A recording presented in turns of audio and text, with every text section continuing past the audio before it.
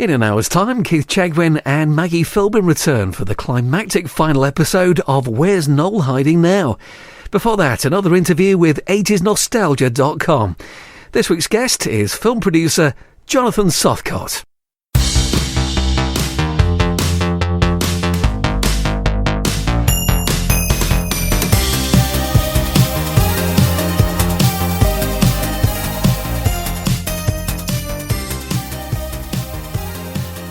So films are obviously quite a big influence for you. What was the first film you think about when someone mentions 80s films? Well, when I think about 80s films, it's kind of a very different, it's such a ranging sort of genre because it encapsulates horror and comedy and action. I always think about 80s films as being big. Probably Big Trouble in Little China, which is a movie I absolutely fell in love with when I was a kid. And it's a love affair remained undimmed ever since. You say that's the film you've watched more than any other? No, the film I've watched more than any other is definitely Jaws, because when I was a child we had a Betamax video recorder, and for some bizarre reason the three videos we had were Jaws, Jaws 2 and Jaws 3. So from the ages of about 4, I probably watched those films non-stop, and probably scrambled my young brains doing so. But for a long time, I lacked the critical faculties to differentiate between the quality of Jaws and Jaws 3, which is still a film that I think is very underrated, but probably is actually utter trash. But I just sort of brainwashed myself into thinking it was great. And which other films do you remember from around the time? Maybe not your favourites, but which ones stood out? Oh, film was such a big thing for me when I was a kid. And I mean, we didn't go to the cinema that much because I grew up in the country. And I have very clear memories of seeing the Dolph Lundgren Masters of the Universe at the cinema.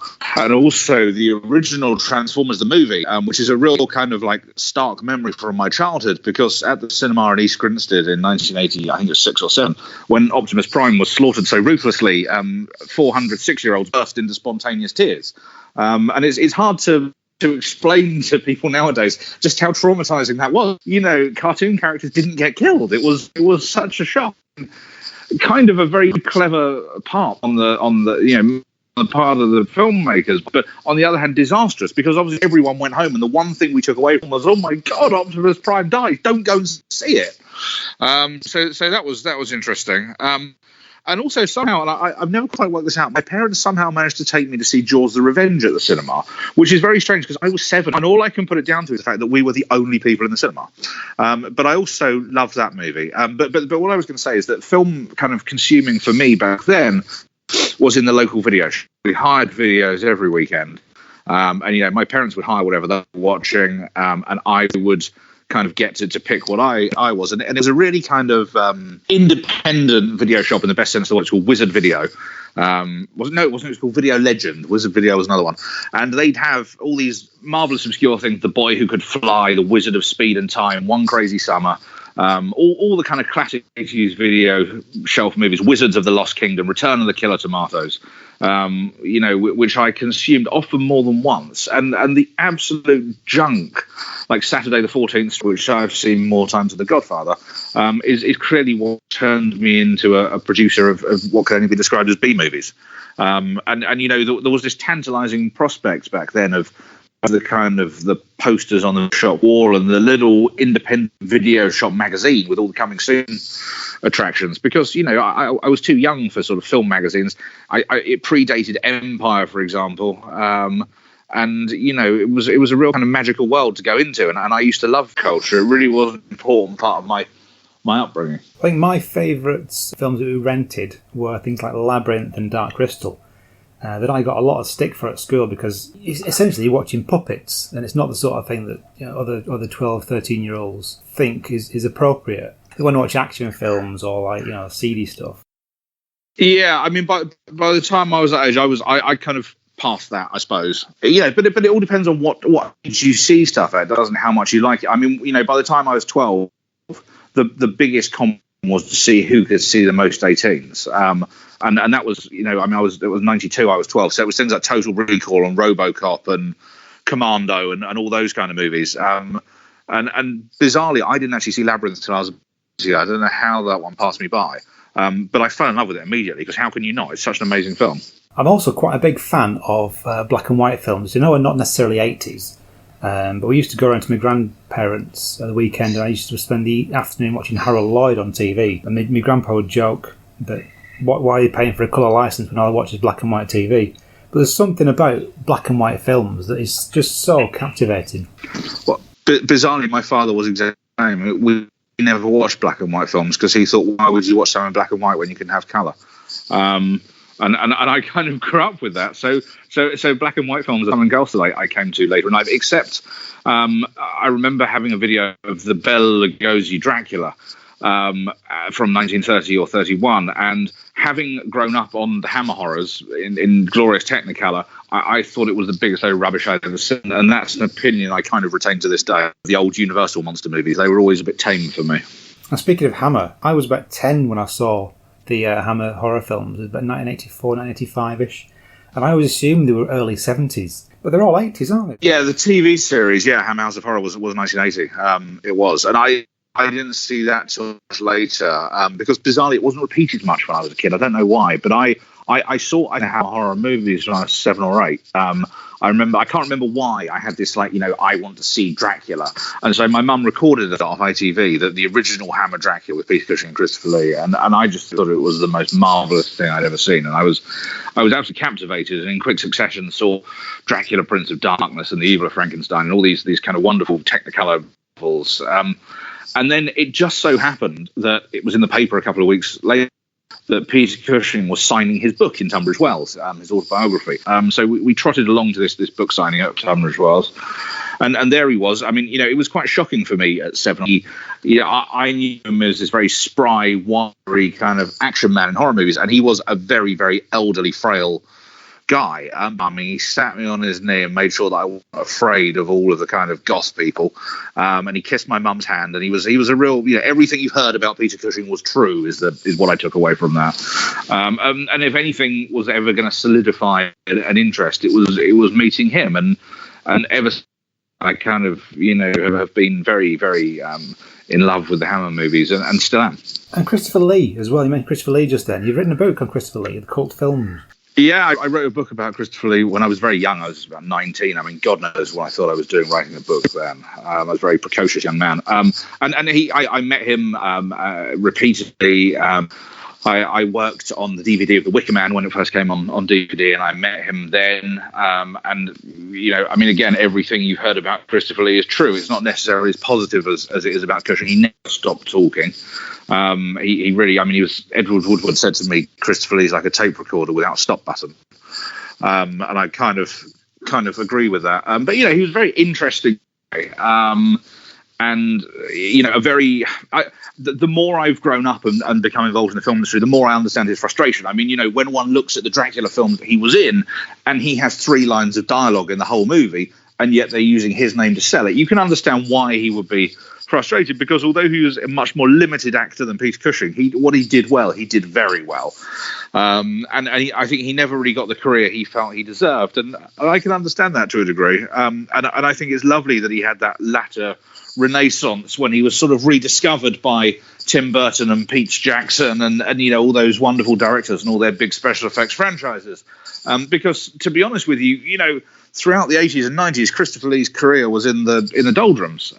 He was kind of doing kids' TV and anything really that came along. I don't think he was very fussy. And that said, there's the odd kind of great 80s Christopher Lee movie. I'm a big fan of the Chuck Norris movie he did, An Eye for an Eye, and also the Howling sequel, Howling 2, Your Sister is a Werewolf, also known as Howling 2, Steelbow Werewolf Bitch. And I remember saying to him, so Christopher, tell me Howling 2. And he said, well, it's unbelievable because how could one take seriously a film where wolves stand on their hind legs? And I said, Christopher, I think the film had bigger problems than that. I've got to be honest with you. I guess it's all a matter of perspective. But no, he's one of those actors, Christopher. You can kind of watch anything if he's in it because he always drags it up to a certain quality level. And Cushing too, obviously. I mean, I'm a great believer that Peter Cushing is one of the most underrated actors to ever come out of this country. Had he not got caught in the horror typecasting trap, I have no doubt he would have become a theatrical knight and worked in Hollywood because he had all the qualities of sort of John Mills and David Niven put together.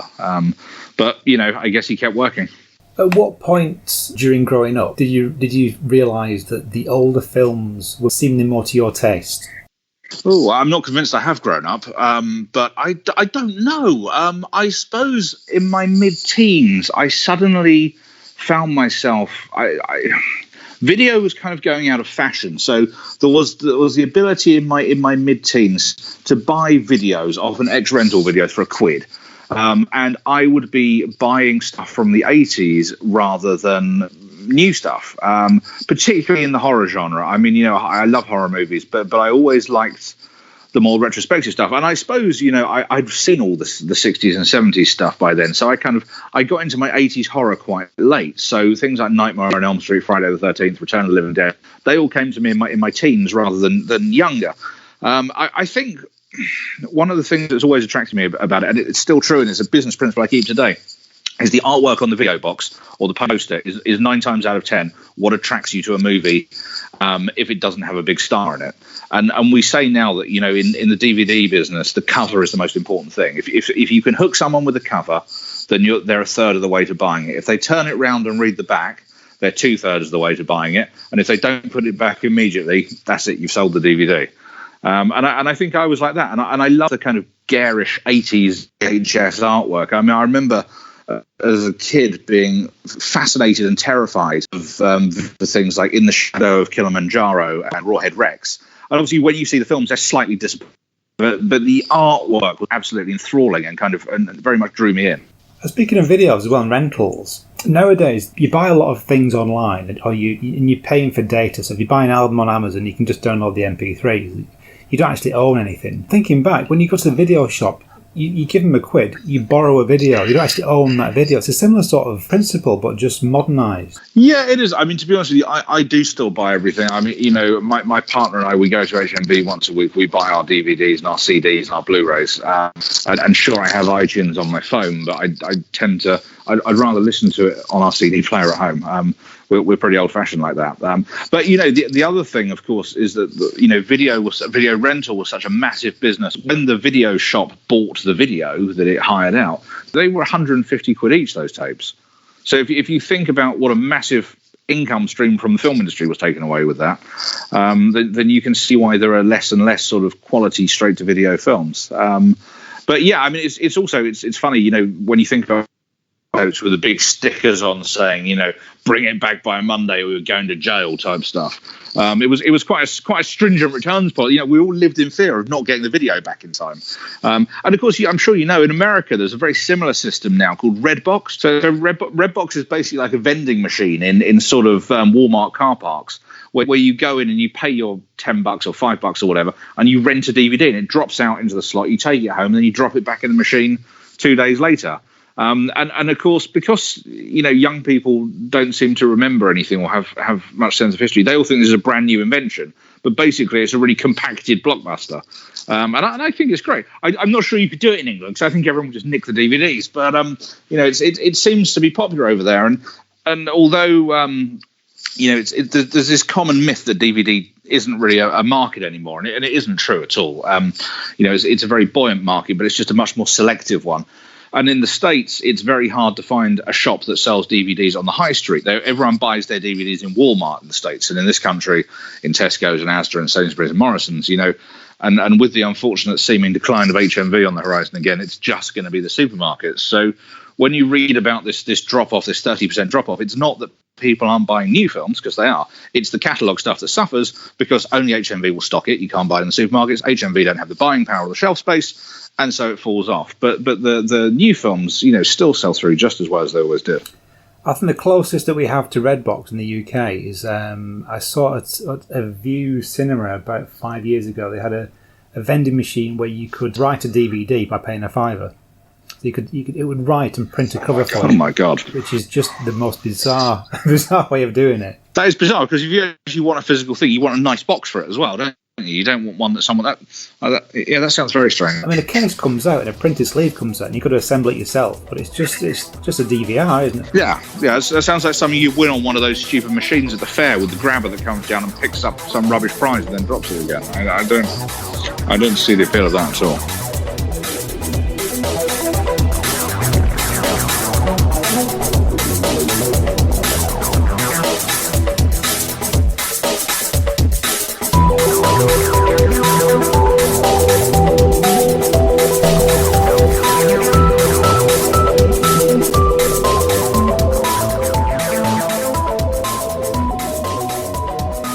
So computers, I've noticed on Twitter you tend to join in with computer chats. I'm assuming you're a computerish type of guy. Well, I'm not. I'm useless with technology. Utterly useless with any kind of technology at all. And for years and years and years, I've read about all these clever people online having ROM emulators of games and or whatever they're called. And I thought, God, these people, they can relive their childhood playing these games in all clever ways that I could never fathom. But there's been this proliferation of retro consoles coming out. And I grabbed myself up a Nintendo Classic and a Super Nintendo Classic and all these things, and they're absolutely great. And my missus and I play them all the time. But our kids think they're the most pathetic, miserable, poorly realised junk you've ever seen. And when I watch them playing Spider-Man on their PS4, which looks like a movie, I kind of understand. But no, I was a gamer when I was a kid, from the ages of, I guess, 6 or 7 to 14, say. A very, very, very avid gamer. What did you used to play? Well, first of all, a Commodore 64, which, in 1987 or 88 or whenever I got it, was like the last word in cutting edge tech. It was like having your own VR suit now, really, I suppose. You remember the love and the hate from the 80s computers. All you think about now is kind of rose tinted nostalgia of wonderful games, but actually it was the incredible frustration of waiting an hour for the bloody tapes to load, and then they didn't load, and then they didn't work, and it was a bit backwards, but it definitely kind of got my love of gaming going. I was never particularly good. I had a conversation a couple of years ago with a chap who owns the software company System 3, and they made a game called The Last Ninja. And I was telling him that it took me forever to work out. I think it was probably about the third screen in the game that you had to get past a dragon. And he just said to me, "Well, that's utterly pathetic, isn't it? You were obviously terrible." I thought, "Oh, I was obviously terrible. I thought I was quite good, but no, I was appalling." We kind of transitioned from the Commodore as that system started to sort of decline into the Nintendo Entertainment System. And I remember this strange thing of having both these consoles or systems and playing the same game on both, which was the original Ninja Turtles game, the 8-bit Ninja Turtles game, the one with the really irritating water level, which is still one of my favorite games ever. And it was an incredibly frustrating game, but I would be playing it on the Commodore and then playing it on Nintendo and then playing it on the Commodore. But of course, the thing that Nintendo had that no one else had was Mario, which is obviously the best video games franchise of all time. And I think when I got my NES, it was about the time that Mario 3 was coming out, which was kind of a game-changing platform game. The first one obviously is brilliant for what it is, but it wasn't substantially better than things on the Commodore like New Zealand Story or CJ's Elephant Antics or those kind of Codemasters cutesy cartoon games. But Mario 3 was just like a whole different level of gameplay. And also I was a big fan of the first two Zeldas, the first two Castlevanias. Those kind of games really kind of hooked me in. But Mario 3 was just a real experience. And sort of 3 or 4, however many years later, the Super Nintendo came out with Super Mario World, and The Legend of Zelda: A Link to the Past and Castlevania 4, and that just peaked for me. I mean, I've never progressed beyond the Super Nintendo. That was kind of where video games ended as far as I was concerned. Yeah, I got a similar sort of thing where I reached the limit to what I thought was the best console. I've not really progressed much further than that. We ended up with a Dreamcast. Yeah. I got Sonic Adventure on. And that was all that and Shenmue was all I played for years. Yeah. I think that's it. Unless you really are like a passionate gamer and it becomes your thing, you do kind of sort of plateau out with what you like. If I, on the very rare occasion that I get an evening to myself at home, I will like nothing more than to sit and play Zelda on the Super Nintendo Mini. That is my absolute favourite thing to do. It's a bit frustrating because it's only a one player, but that's the most relaxing thing I can think of to do. Normally, I ask everyone which their favourite computer was out of the Spectrum and the Commodore. And normally people answer with, obviously, the correct answer of Spectrum. Oh, you've got to be kidding me. How could that be? How could that two-coloured monstrosity be anyone's favourite? Commodore, obviously. Come on, it has to be the Commodore. It was so cool. And also, the other thing that's great, I tell you, one of the things I love about Twitter is that I used to obsessively get this magazine called Commodore Format, and it now has its own Twitter account. And the guy who runs it, whose name I believe is Neil, who masquerades as Roger Frames, the budget games reviewer from Commodore Format, he actually found the letter that I wrote to Commodore Format when I was 12 and put it on their Twitter, which I thought was awesome. Made me very happy. Yeah. One of my friends from school had Letter of the Month in Crash for Spectrum magazine when I was at school, and that impressed me a lot. I didn't know that Spectrum users could write letters. Bit harsh, but fair, I suppose. And then when they released the annual for Crash last year, I got a letter in that one, so I could then brag back to him that I also had a published letter in Crash as well. Yeah, that's kind of better though in the annual, isn't it? The hardback, so that feels more kind of prestigious. You're going to keep that for a lot longer than some sort of little issue from the 80s. Exactly. So toys then. The 80s had some great toys. The best. And I've noticed we've had a few chats online about Transformers. Which toys do you remember from the 80s? Well, Transformers and He-Man are the two. They were the two kind of boys' toys, weren't they? Really, I mean, I remember them all. I remember the really obscure stuff like Sectors. Do you remember Sectors? Those glove puppets of insects that attacked the men. I mean, it was the biggest load of crap ever, really. But they were quite impressive. And Supernaturals. Do you remember Supernaturals? Oh yeah, Supernaturals and Visionaries had holograms on. Yeah, Visionaries, the holograms. Yeah. But Supernaturals didn't even manage a cartoon show, did it? It was just literally a range of fairly crappy hologram toys to rip off Visionaries. No, Transformers are my favourite, definitely. And like I said, I was absolutely traumatised by the damn film. And when I was a kid, for some reason, the one toy everyone wanted Optimus Prime, everyone wanted Megatron. I wanted Soundwave, and we could never get one, which was a kind of yearning that never really left me. I always thought he was the coolest one. So Transformers, I loved He-Man. I loved it. I thought that was fantastic. I went through a phase of being banned from playing He-Man because it made me violent, apparently. Obviously, I can't believe that's true. I also was really, really, really into Action Force. That was the other one, or G.I. Joe in the States. And obviously, because we didn't have the internet back then, no one knew it was called G.I. Joe in the States. We just, it was kind of continuation of Action Man, which I was never really into, and then Action Force, which I thought was really cool. And I also absolutely loved G.I. Joe Action Force movie, which obviously came out just after the Transformers film, and followed a similar kind of template and was a very sophisticated animated film, which stands up to scrutiny very well. But yeah, so I guess those are my three. Oh, and Star Wars. Oh yeah. When I was younger, though, my parents took me to see Return of the Jedi at the cinema 4, which was magical, and I love those three films so much. And I had all the figures, and the best Star Wars toy I thought was the Rancor monster, which is a really kind of cool thing. And obviously you could feed, you could feed it the figures and stuff, which was awesome. So yeah, those would be my four. All the boys stuff basically. How many Transformers do you think you could name nowadays? All of them.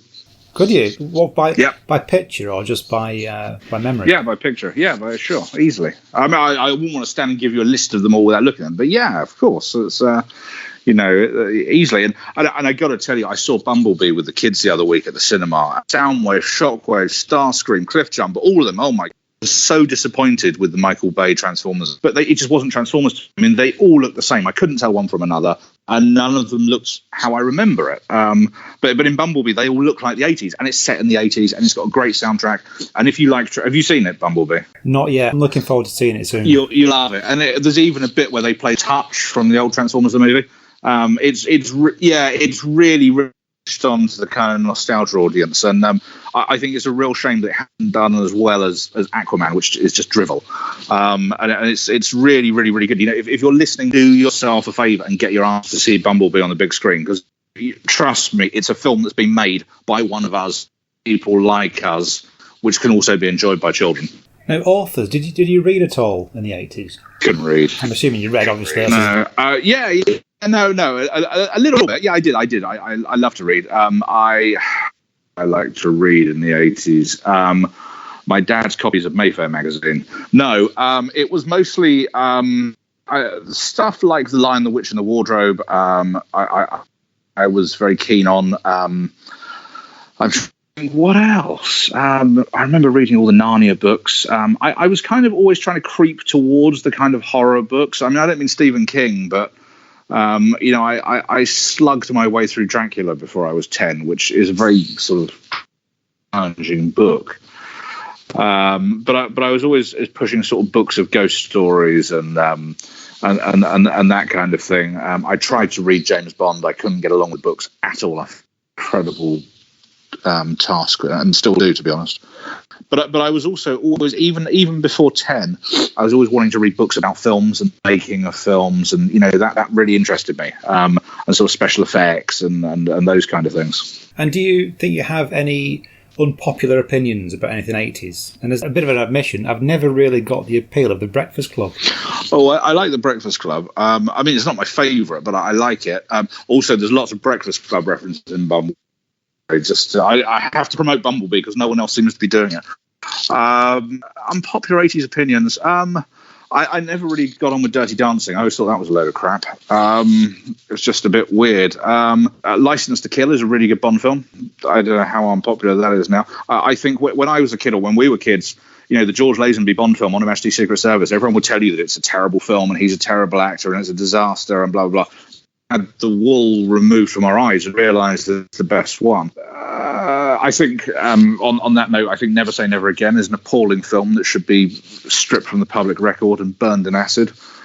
I guess that's kind of it. I mean, look, I love the 80s, so I don't have that many unpopular opinions about it. I guess, like I said about the video games, we all look back on things with these kind of rose-tinted glasses and think it's amazing, but it's clearly the decade that defined me.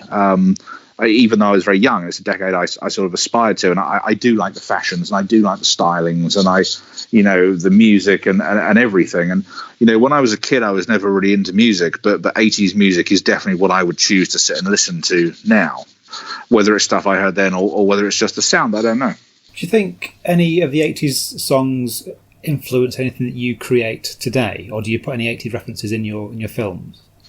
Yeah, oh god, yeah, 80s references, sure. I mean, Vendetta, the Danny Dyer film I made, is named after a Commodore 64 game. I mean, I was really struggling to find a title for it, and I saw this box of old Commodore 64 games, and Vendetta was there, and I thought, right, that's that. I licensed the Duran Duran song "Hungry Like the Wolf" for a film, and actually had it performed by or co-performed by Roman Kemp, the son of Martin Kemp, who's now a famous DJ. So that was a kind of 80s connection. And I mean, it's I've not done a film set in the 80s, but it's something I quite like to do. I think there would be a fun kind of retro 80s horror movie to make. I think there's definitely a market for that, and I've seen it done and kind of thought, I wish I'd done that. I've tried at different points to get the rights to things like Critters and The Howling to do new versions of those, but the rights to these things can be incredibly complicated. So yeah, I mean, there's definitely an 80s sensibility in the films I've done, and also look, I make these films called We Still Kill the Old Way and We Still Steal the Old Way, and most of the actors in them are actors I grew up watching on TV and in films. Ian Ogilvy, the Saint, Alison Doody from Indiana Jones, Julian Glover from The Empire Strikes Back, Patrick Bergin from Sleeping with the Enemy. I've got to work with so many of my kind of 80s heroes, which is a very fortunate, sort of side effect of what I do. And I've seen you mention online about carry-on films as well. Is that something you're involved in? No, well, you know what? It's a weird one. This, so I gave a job. Long and the short story, I gave a job to Sid James's granddaughter as a makeup artist. I met her mum, Sue, who was his daughter, obviously. And Sue was said they had the rights to make a new Carry On film. They were looking for a producer for it, and I went along and met this. I met his representative, a chap called Nigel Gordon-Stewart, and we had a conversation. He said, "Look, this is how I do it. If it was up to me, this is what it should cost. This is who, blah blah blah." And they kind of liked what I said. We sat and we met and sat down, and there was a kind of an understanding that maybe we could do it. And so I went away and kind of got a package together. I had a treatment written, which is a kind of long synopsis by a wonderful writing team. Susan Nixon and Tim Dawson, who'd written some really great sitcoms on TV and really understood it. And anyway, so we were going to do this Carry On Doctors. It was going to be, a kind of another hospital one because hospital set Carry Ons have always been very popular. We had a director attached to it. I had a distributor very interested in funding it. And then it turned out that the rights were not as clear-cut as we thought. They were actually a bit of a nightmare. And it just kind of fell apart, as these things have a habit of doing. And, yeah, it could have been great. It could have been great, but I suspect it would actually have been a disaster. And the one thing you really don't want following you around is being the guy who killed the Carry On films, because I loved those films. As much as I love Hammer or Bond or any of those other things, I grew up on those films. I have the utmost respect for them. The best amongst the series are, as far as I'm concerned, some of the best comedy films ever made. And I think as much as we'd have had a very noble effort with it, I don't know if it would have worked now, and I'm not convinced that people would have responded to it. And one of the problems with that is it's hard to get people into the cinemas nowadays because it's expensive. And if people are going to the cinema, they really do expect bang for their buck. And, you need to give them something to entice them in. Obviously, British comedy can still work. The Dad's Army movie was successful theatrically, but it was a very big budget film. And you see, this was one of the constant battles I had with the Carry On thing, was that I was saying, look, guys, this has to be made for less than £1 million, because the old Carry On movies were made for kind of 75 grand. And, if it was snowing, they painted the snow green. That was the very core of the Carry On films, was that they were low budget. And there were all these, well, no, it should cost 10 million and it should cost this. And I was just like, okay, this is really not for me. And the In-Betweeners movie obviously was an incredible success, but that's also that's more like the On the Buses movie in the 70s, which was the most successful film in Britain in 1970. It outgrossed Diamonds Are Forever, but riding off the back of an incredibly popular sitcom is different to trying to kind of reinvigorate something that's been dead for the best part of 40 years. So look, I kind of it's a regret and a relief that it never came about. And on the other hand, I'm so happy that I got to become friends with the James family out of it. That was a real kind of happy thing. So you take away the positive rather than dwelling on the negative. So what are your upcoming projects? Well, we're doing another We Still Kill the Old Way movie. We Still Die the Old Way, which obviously has an air of finality about it. I had a film come out last year, a Cray Twins film called The Cray's Dead Man Walking. Doing a sequel to that called The Crays Marked for Death, which is a very interesting script. My first one, it wasn't a Cray Twins biopic. I didn't think one could compete with the Kemp film from 1990. So we took a kind of story from their life, in this case, about how they broke a chap called Frank Mitchell, the Mad Axeman, out of Dartmoor and sort of kept him prisoner. And that worked very well. And the second film is about a boxer called Freddie Mills, who it's alleged moonlighted as a serial killer known as Jack the Stripper, killing sex workers in Soho, and how the Crays may or may not have made his suicide or killed him and made it look like a suicide. So it's a really cool film because it's kind of half gangster movie and half serial killer movie. So I'm trying to do something a bit different with that. But the one that will appeal to you and hopefully the people listening to this, I think, is an American film I'm developing called Assault on Hazard Rock. Hazard Rock being a retirement home in Palm Springs in America, and this kind of Mexican cartel break into it to steal the drugs. But unfortunately, what they don't realize is that it's a retirement home for mercenaries. And the idea is that every kind of resident will be an 80s action star. And we've got some very, very, very cool. If 80s action movies are your thing, you're going to love this, because the people who are coming into it are very, very cool. I can't really say who, but if you liked things like American Ninja, then you'd be very happy, put it that way. That sounds superb. That sounds right up my street. Yeah, and it's it will be made with real love and affection for those movies without being a kind of too much of a spoof. And I just think it will really work. And I think the script is great. The cast that's coming together for it is fantastic. I think that'll be something really special. And where else can we find you online? Do you have a website? You're on Twitter, Facebook? Twitter.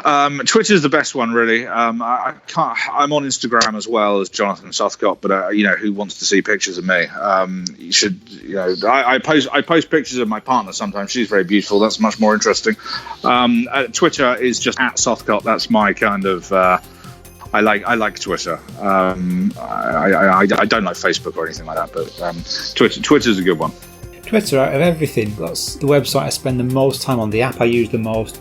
It's the most instant, but I just find you get everything you need on Twitter. You know, you can read the news, you can read what people think, you can watch kind of news as it unfolds. So if I travel a lot, and Twitter's the thing that I look at on the train or the plane or whatever. Instagram's just, to me, is kind of very repetitive and boring, and all this motivational quotes and people constantly trying to show you how happy they are when actually they're probably not. I don't know, just something about Instagram that's never really appealed to me, or maybe it's just because I have no followers. I don't know.